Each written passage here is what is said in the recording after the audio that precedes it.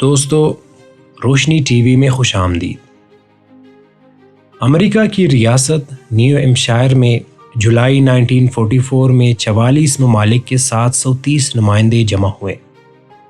اس اجلاس کا مقصد عالمی سطح پر درپیش معاشی چیلنجز کا حل نکالنا تھا۔ اس کانفرنس میں ایک ایسا معاہدہ طے پایا جس نے ڈالر کو دنیا کی طاقتور ترین کرنسی بنا دیا۔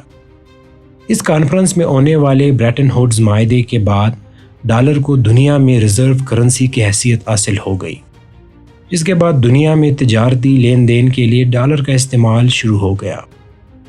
آج دنیا کے کئی ممالک اسے اپنی کرنسی کے طور پر استعمال کرتے ہیں، جبکہ متعدد ممالک میں ڈالر لین دین کے لیے قابل قبول ہے۔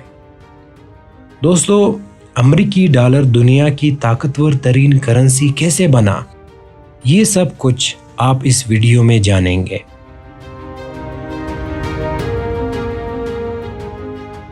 You S currency education programme کے مطابق امریکہ میں کاغذی کرنسی کی ابتدا 1690 میں ہوئی تھی، جب فوجی اخراجات کے لیے کرنسی نوٹ جاری کیے گئے تھے۔ یہ وہ دور تھا جب امریکہ برطانیہ کی نوآبادیات میں شامل تھا۔ امریکہ کے اعلان آزادی سے 9 دن قبل 1776 میں $2 کا نوٹ جاری کیا گیا، اور 1785 میں امریکی ڈالر کے لیے امریکن پیسوں کی علامت کو ڈالر کی علامت کے طور پر اختیار کر لیا گیا۔ اس کے بعد 1863 میں حکومت نے کمپٹرولر آف دی کرنسی اور نیشنل کرنسی بیورو قائم کیے۔ ان دو اداروں کی ذمہ داری نئے بینک نوٹس کی نگرانی تھی۔ کرنسی کی مرکزی سطح پر چھپائی کا آغاز 1859 میں ہوا۔ اس سے پہلے کرنسی نوٹ نجی کمپنیاں چھاپ رہی تھی۔ امریکہ نے 1913 میں اپنا مرکزی بینک فیڈرل ریزرو قائم کیا اور مرکزی سطح پر کرنسی کی چھپائی کا آغاز ہوا۔ مورخین کے مطابق یہ وہ دور ہے جب امریکہ میں تیزی سے صنعتیں قائم ہو رہی تھی اور شہری آبادی میں بھی اضافہ ہو رہا تھا۔ سرمایہ کاری سے متعلق معلومات پر ہم کرنے والی امریکی ویب سائٹ انویسٹوپیڈیا کے مطابق صنعتی انقلاب کی وجہ سے امریکہ پہلی عالمی جنگ سے قبل ہی دنیا کی بڑی معیشت بن چکا تھا۔ اس سے قبل امریکہ کی معیشت کا محور دیہات اور انحصار زراعت پر تھا۔ نوآبادیاتی قوت کے طور پر دنیا کی تجارت میں برطانیہ کا حصہ سب سے زیادہ رہا تھا، اور اس لیے بین الاقوامی سطح پر لین دین کے لیے اس کی کرنسی سب سے زیادہ استعمال ہوتی تھی۔ اس کے علاوہ زیادہ تر ترقی یافتہ ممالک اپنی کرنسی کی قدر کا تعین سونے کی بنیاد پر کرتے تھے۔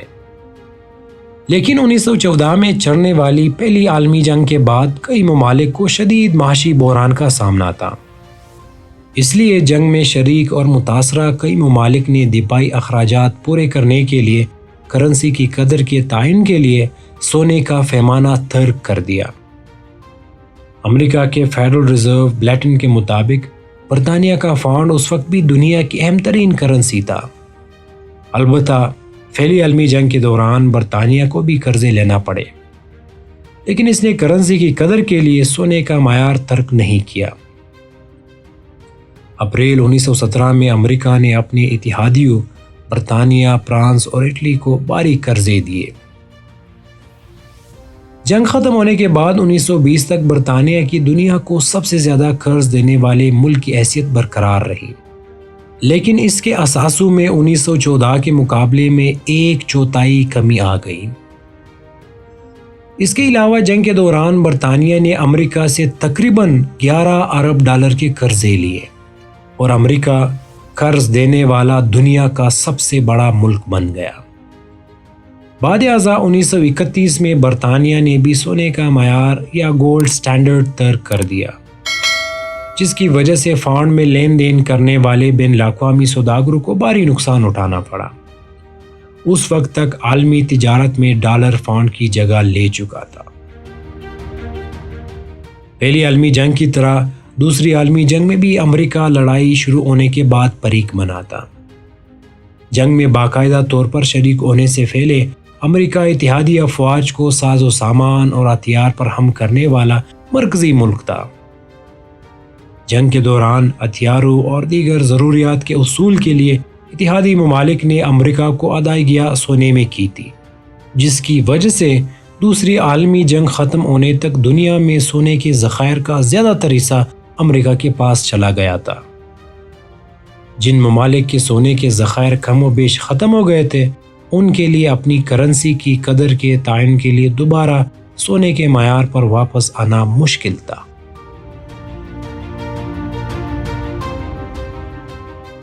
دوسری عالمی جنگ سے پیدا ہونے والی اس صورتحال کے جائزے کے لیے جنگ کے دوران ہی 1944 میں 14 ممالک کے 730 مندوبین امریکہ کی ریاست نیو ہیمپشائر کے علاقے برٹن ووڈز میں جمع ہوئے۔ اس اجلاس کا بنیادی مقصد زر مبادلہ کا ایسا نظام تشکیل دینا تھا جس سے ان ممالک کی معاشی مشکلات کا ازالہ ہو جائے۔ مندوبین نے طے کیا کہ جنگ سے پیدا ہونے والی صورتحال کی وجہ سے اب زر مبادلہ کے ذخائر سونے میں رکھنا مشکل ہوتا جا رہا ہے، اس لیے کرنسی کی قدر کے لیے ڈالر کو معیار قائم کر لیا جائے۔ ڈالر کا انتخاب کرنے کی ایک وجہ تو یہ تھی کہ اس وقت دنیا میں سونے کے سب سے زیادہ ذخائر امریکہ کے پاس تھے، اور ڈالر کی قدر کا تعین بھی سونے ہی سے ہوتا تھا، جو کہ اس وقت $35 فی اونس تھی۔ ڈالر کو زر مبادلہ کے معیار بنانے کے اس سمجھوتے کو برٹن ووڈز معاہدہ کہا جاتا ہے، اور اس کے تحت زر مبادلہ کے لیے قائم ہونے والے نظام کو برٹن ووڈز سسٹم کا نام دیا گیا۔ اس معاہدے کے بعد عالمی مالیاتی ادارہ IMF اور ورلڈ بینک بھی قائم کیے گئے۔ برٹن ووڈ معاہدہ اور سسٹم کے لیے 3 ہفتے تک اجلاس جاری رہا تھا، لیکن اس کے لیے سوچ بچار کئی برسوں سے جاری تھی۔ بنیادی طور پر محروب برطانوی معیشت دان جان مینارڈ کینز اور امریکہ کے محکمہ خزانہ کے چیف بین الاقوامی ماہر اقتصادیات ہیری ڈیکسٹر وائٹ نے یہ نظام تشکیل دیا تھا۔ کینز مستحکم زر مبادلہ کے نظام کے قیام کے لیے عالمی سطح پر ایک بااختیار مرکزی بینک بنانے کی تجویز دے رہے تھے۔ اس کے لیے انہوں نے ایک عالمی کرنسی بینکور جاری کرنے کی تجویز بھی دی تھی۔ امریکی ماہر معیشت ڈیکسٹر وائٹ کے خیال میں نئی کرنسی بنانے کے بجائے امریکہ کی کرنسی ڈالر کو عالمی سطح پر زر مبادلہ کے طور پر اختیار کرنا زیادہ بہتر تھا، کیونکہ ڈالر کی قدر کا تعین بھی سونے سے ہوتا تھا۔ کانفرنس کے شرکاء میں سے زیادہ تر وائٹ کے منصوبے کو زیادہ قابل عمل سمجھتے تھے، جس کے بعد یہ معاہدہ طے پا گیا۔ اس معاہدے کے بعد امریکی ڈالر کو ریزرو کرنسی یا زر مبادلہ کے لیے استعمال ہونے والی کرنسی کی حیثیت حاصل ہو گئی۔ دوستو، ریزرو کرنسی سے مراد یہ ہے کہ دنیا بھر کے ممالک میں مرکزی بینکوں کو سرمایہ کاری، ترسیلات، بین الاقوامی قرضوں اور درآمدات و برآمدات کی ادائیگیوں کے لیے اور مقامی سطح پر اپنی کرنسی کی قدر کے تعین کے لیے جس کے ذخائر رکھنا ضروری ہو۔ برٹن ووڈز سسٹم کے تحت یہ حیثیت ڈالر کو حاصل ہو گئی۔ ریزرو کرنسی ہی کی بنیاد پر مختلف اشیاء صرف، سونے اور تیل وغیرہ کی قیمتوں کا تعین بھی کیا جاتا ہے، کیونکہ ان کی خریداری کے لیے بھی جو زر مبادلہ درکار ہوتا ہے وہ اسی ریزرو کرنسی یعنی ڈالر میں ادا کیا جاتا ہے۔ اس لیے کسی بھی ملک میں ڈالر کی قدر میں اضافہ یا کمی وہاں کے معاشی حالات سے براہ راست تعلق رکھتی ہے۔ اسی وجہ سے ڈالر کو عالمی نظام معیشت میں ایک مرکزی حیثیت حاصل ہوگی۔ دوستو، ڈالر کو ریزرو کرنسی کی حیثیت ملنے کے بعد دنیا کے دیگر ممالک نے سونے کے ذخائر جمع کرنے کی بجائے امریکی ڈالر خریدنا شروع کر دیے۔ لیکن 60 کی دہائی تک امریکہ کے پاس زیر گردش ڈالر کے کرنسی نوٹوں کی قیمت کے اعتبار سے سونا ناکافی ہو گیا، اور یہ خطرہ پیدا ہو گیا کہ امریکہ کے سونے کے ذخائر ختم ہو جائیں گے۔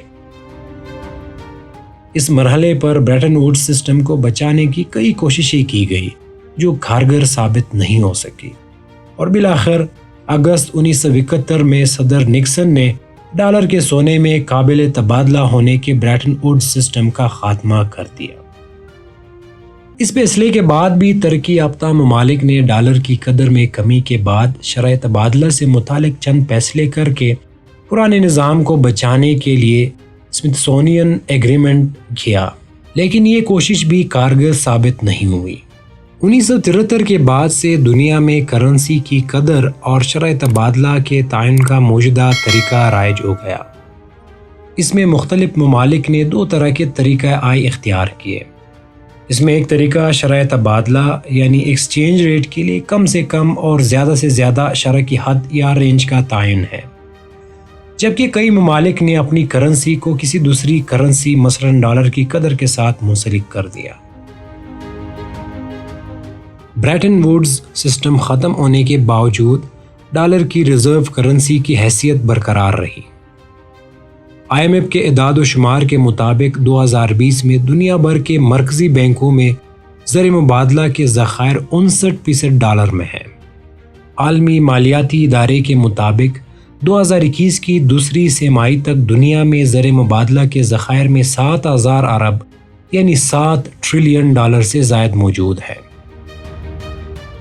ماہرین کے مطابق عالمی سطح پر ڈالر کے لین دین کے لیے استعمال ہونے کی ایک بنیادی وجہ امریکہ کی معیشت کا حجم ہے۔ عالمی بینک کے اعداد و شمار کے مطابق درآمدات و برآمدات کی عالمی منڈی میں امریکہ کا حصہ 12% سے زائد ہے۔ اس کے علاوہ بین الاقوامی سطح پر مختلف ممالک کو اپنے زر مبادلہ کے ذخائر ایک خاص حد تک رکھنے کے لیے ڈالر کی ضرورت ہوتی ہے، جس کے لیے امریکہ کی حکومت ڈالر کے بانڈز اور ٹریجری بلز بھی جاری کرتی ہے۔ اسی لیے عالمی سطح پر سرمایہ کاروں کا اعتماد بھی ڈالر کو حاصل ہے۔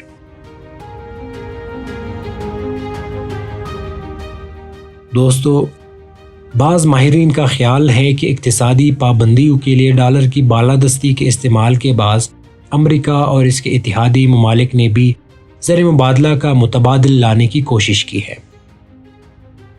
خاص طور پر جب صدر ٹرمپ نے 2018 میں ایران کے ساتھ معاہدہ ختم کر کے پابندیاں عائد کی تو معاہدے میں شامل یورپی ممالک سمیت روس اور چین نے ایران کے ساتھ تجارت جاری رکھنے کے لیے ادائیگیوں کا متبادل نظام بنانا شروع کیا۔ اس کے علاوہ گزشتہ برس روس اور چین نے بھی باہمی تجارت میں ڈالر کا استعمال کم کر دیا۔ کورونا وائرس کے بعد پیدا ہونے والی صورتحال کے باعث امریکہ کے بیرونی قرضوں میں اضافے سے ڈالر کے بطور ریزرو کرنسی سے متعلق تحفظات میں اضافہ ہوا ہے۔ IMF کے رواں برس 5 مئی کو جاری کردہ اعداد و شمار کے مطابق انہی تحفظات کی وجہ سے دنیا میں ڈالر کے زر مبادلہ کے ذخائر 25 برس میں کم ترین سطح پر آ گئے ہیں۔ اس سے قبل دنیا کے 70% زر مبادلہ کے ذخائر ڈالرز میں تھے، لیکن اب یہ شرح 59% پر آ چکی ہے۔ بین الاقوامی مالیاتی ادارے IMF سے امریکی ڈالر کے علاوہ 7 دیگر کرنسیز بھی ریزرو کرنسی یا زر مبادلہ کے طور پر منظور شدہ ہے۔ ان میں آسٹریلوی ڈالر، برطانوی پاؤنڈ، کینیڈین ڈالر، چینی کرنسی، یورو، جاپانی ین اور سوئس فرینک شامل ہے۔ ان کرنسیز میں یورو اور چینی کرنسی کو ڈالر کے متبادل کے طور پر استعمال کرنے کے لیے کوششیں کی گئی ہے، جبکہ ڈیجیٹل کرنسی کو بھی مستقبل میں بین الاقوامی سطح پر لین دین کے لیے استعمال کی دوڑ میں ڈالر کا حریف قرار دیا جا رہا ہے۔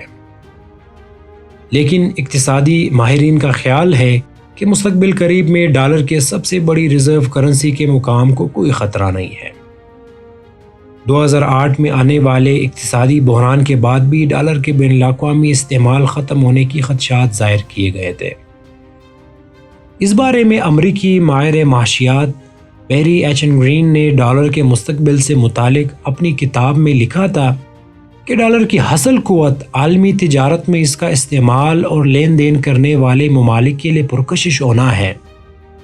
ان کا کہنا تھا کہ تجارت اور مالیات میں جب تک ڈالر کا ایسا کوئی متبادل سامنے نہیں آتا جو اس جتنا ہی قابل اعتماد ہو تو اس وقت تک اس کی مرکزی حیثیت کو کوئی خطرہ نہیں۔ اب تک اس کے متبادل کے طور پر یورو، چینی کرنسی یا دیگر سامنے آئی ہیں، تاہم ان میں سے کوئی بھی ڈالر جتنا قابل اعتبار ثابت نہیں ہو سکا ہے۔ اس لیے کم از کم آئندہ کئی دہائیوں میں زر مبادلہ کے طور پر اس کے استعمال یا ریزرو کرنسی کی حیثیت کو کوئی بڑا خطرہ نہیں ہے۔